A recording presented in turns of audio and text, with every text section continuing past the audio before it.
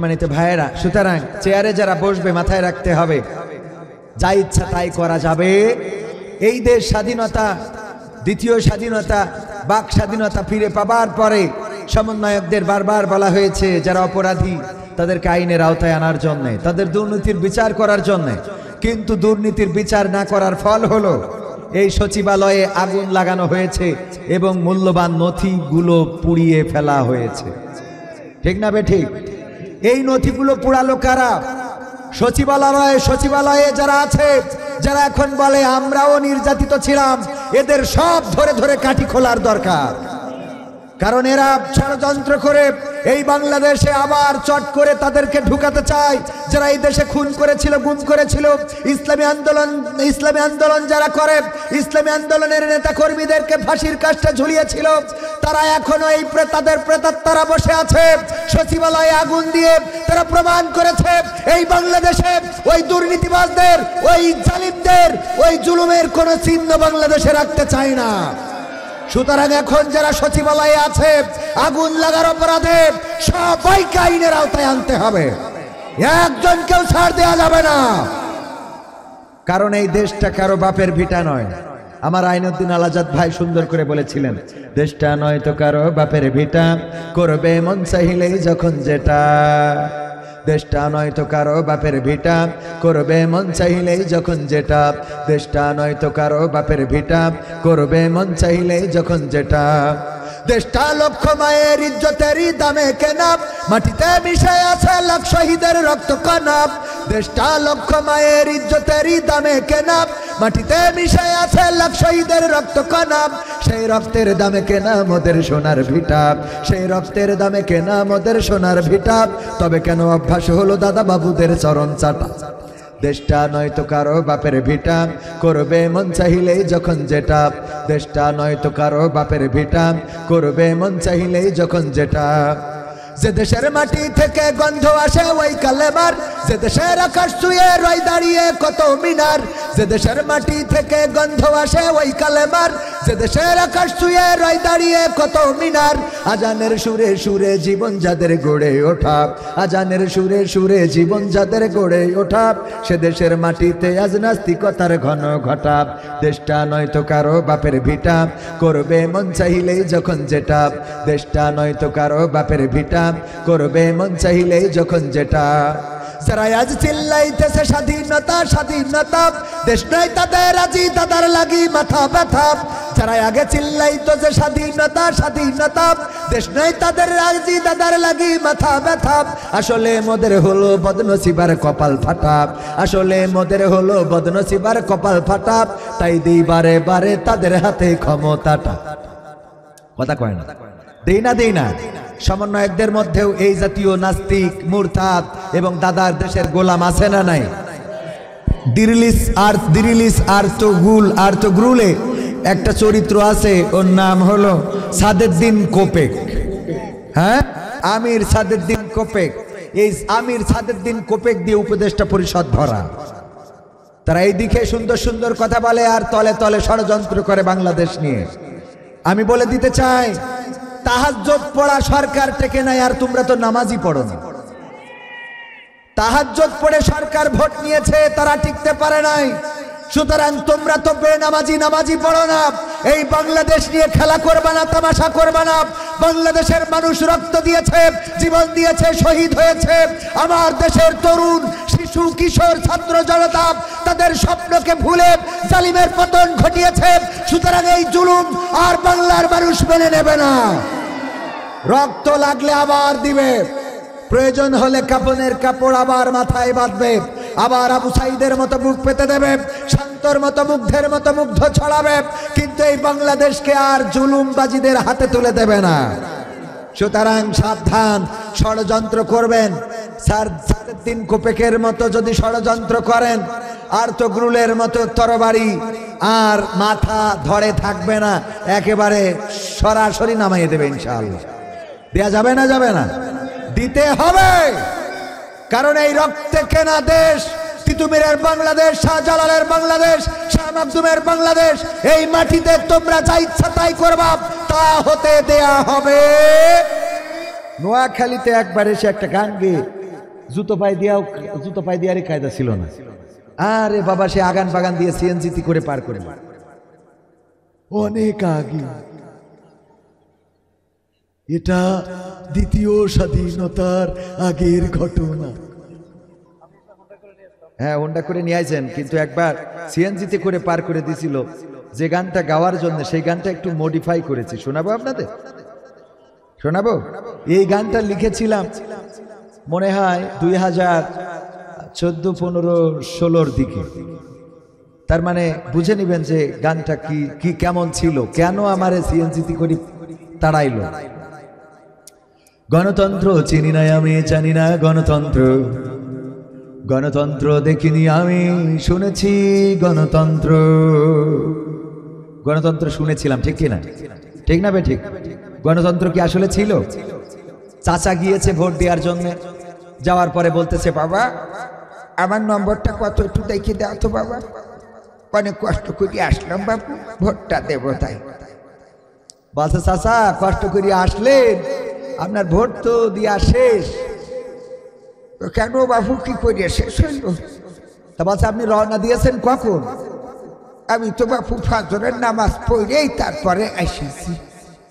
বলছে, আমরা তো সে তাহাজ্জুদ পড়ি কাম ছেড়ে ফেলি, আপনি তো এসেছেন ফজরের নামাজ পড়ি, আমরা তো সে তাহাজ্জুদ পড়ি বাড়াবাড়ি করে ফেলেছি। তাহলে বাবু ভোট দিয়া কি হবে না? না হবে না, আপনি চলে যান। তো চাচা চলে আসছে, আবার ডাক দিয়ে কয়, শোনেন আবার চাষির জন্য এই ঠান্ডার মধ্যে কষ্ট করে পাঠায়েন না আবার। তো বলছে, কেন? তোমার চাষিও কি ভোট দিয়েছে বাবা? বলছে, হ্যাঁ, ও তার ভোটও দেওয়া হয়েছে। হ্যাঁ গো, কত বড় জাহেল গো, তার সাথে সংসার করিয়েছি, কত বড় বেঈমান, এত বড় বেঈমান আমি জীবনে কল্পনা করিনি। আল্লাহ, তুমি পরকালে আমার হুর দিলে দিবা, না দিলে না দিবা, কিন্তু এই বউটা যেন আমার সাথে দিবা না।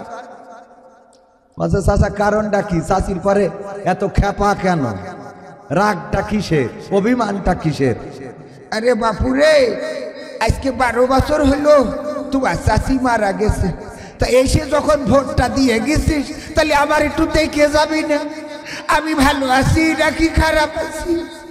আমার খোঁজ না নিয়ে ভোটটা দিয়ে চলে গেল, এর সাথে কি জান্নাতে থাকা যায়? কথা কি বোঝা গেছে? কথা কি বোঝা গেল ভাইরা আমার? গণতন্ত্র চিনি না আমি, জানি না গণতন্ত্র, গণতন্ত্র দেখিনি আমি, শুনেছি গণতন্ত্র। শুনেছিলাম আমি বাংলাদেশে গণতান্ত্রিক রাজা, যখন যারে মনে চেয়েছে ধরে দিয়েছে সাজা। শুনেছিলাম আমি বাংলাদেশে গণতান্ত্রিক রাজা, যখন যারে মনে চেয়েছে ধরে দিয়েছে সাজা। কাউকে দিয়েছে ফাঁসির দণ্ড, রেখেছে আয়না ঘরে, কাউকে আবার লাশ বানিয়ে ভাসিয়েছে সাগরে। কাউকে দিয়েছে ফাঁসির দণ্ড, রেখেছে আয়না ঘরে, কাউকে আবার লাশ বানিয়ে ভাসিয়েছে সাগরে। করেছে এসব কিসের জোরে? ছিল কি দাদার মন্ত্র? কেমন গণতন্ত্র ছিল, কেমন গণতন্ত্র, গণতন্ত্রের আড়ালে ছিল দাদার ষড়যন্ত্র। কেমন গণতন্ত্র ছিল, কেমন গণতন্ত্র, গণতন্ত্রের আড়ালে ছিল রয়ের ষড়যন্ত্র। শুনেছি আগে নির্বাচনে লাগতো টাকার নোট, দেখেছি আমি ভোট করিতে লাগেনি কোনো ভোট। শুনেছি আগে নির্বাচনে লাগতো টাকার নোট, দেখেছি আমি ভোট করিতে লাগেনি কোনো ভোট। ভোটের আগে পাশ হয়েছে মন্ত্রী মিনিস্টার, লাগেনি মিছিল, লাগেনি মিটিং, লাগেনি তো পোস্টার। ভোটের আগে পাশ হয়েছে মন্ত্রী মিনিস্টার, লাগেনি মিছিল, লাগেনি মিটিং, লাগেনি তো পোস্টার। নির্বাচন কমিশন ছিল ইন্ডিয়ান কোন যন্ত্র। কেমন গণতন্ত্র ছিল, কেমন গণতন্ত্র, গণতন্ত্রের আড়ালে ছিল দাদার ষড়যন্ত্র। কেমন গণতন্ত্র ছিল, কেমন গণতন্ত্র, গণতন্ত্রের আড়ালে ছিল মোদির ষড়যন্ত্র। বিরোধী দল যারা সংসদে ছিল তারা ছিল পোষা ময়না, দেশ জ্বলে পুড়ে হয়েছিল ছাই তবুও তো কিছু কয় না। বিরোধী দল যারা সংসদে ছিল তারা ছিল পোষা ময়না, দেশ জ্বলে পুড়ে হয়েছিল ছাই তবুও তো কিছু কয় না।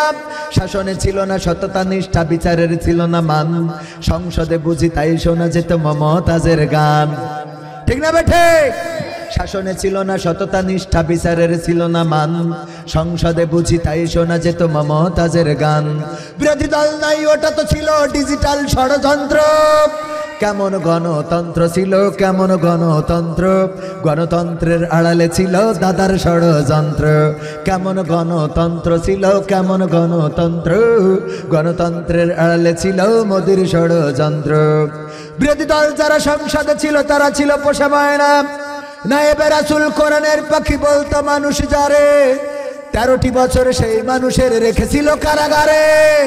নায়েবে রাসূল কোরআনের পাখি বলতো মানুষ যারে, 13টি বছর সেই মানুষের রেখেছিল কারাগারে।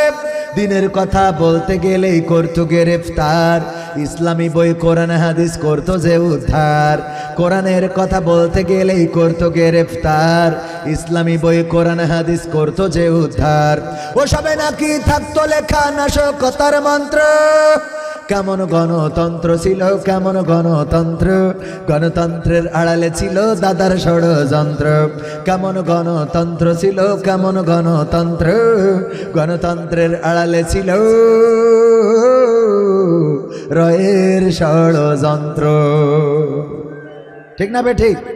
এই গান ওই সময় গাওয়ার পরে কাটিকুটি থাকার কথা, এই জন্যই তো বললো যে তাড়াতাড়ি চলে যাও। মা বোনরা এসেছে, তাদেরও দুই একটা কিছু বলা দরকার আছে না নাই? আজকালকের ছেলের আমার এই বই কি নিয়ে আসছে নাকি আমাদের ক্যামেরা পার্সন? এই বই আছে, আপনারা চাইলে সংগ্রহ করতে পারেন। 100-রও বেশি সঙ্গীত আমার লেখা যেগুলো গাচ্ছি সেগুলো সব এখানে আছে। কেউ উঠা যাবে না, ক্যামেরা পার্সন ভিতরে যাবে, হাতে উঁচু করে নিয়ে নেবেন অল্প সময়ের মধ্যে ইনশাআল্লাহ। শোনা আর একটু শোনাবো। আজকালকের ছেলেরা বই নিয়ে আর বসে না, ও বাবা গুগলে সার্চ করিয়া পড়ি। ওরে কালের মেয়েরা কোরআন হাদিস ধরে না, এখনকার মা বোনেরা আল কোরআন পড়ে না, ও আল্লাহ টিকটকে ভিডিও ওরা করে। আর একটু জোরে শোনার দরকার আছে না নাই? আজকালকের ছেলেরা বই নিয়ে আর বসে না, ও বাবা গুগলে সার্চ করিয়া পড়ি।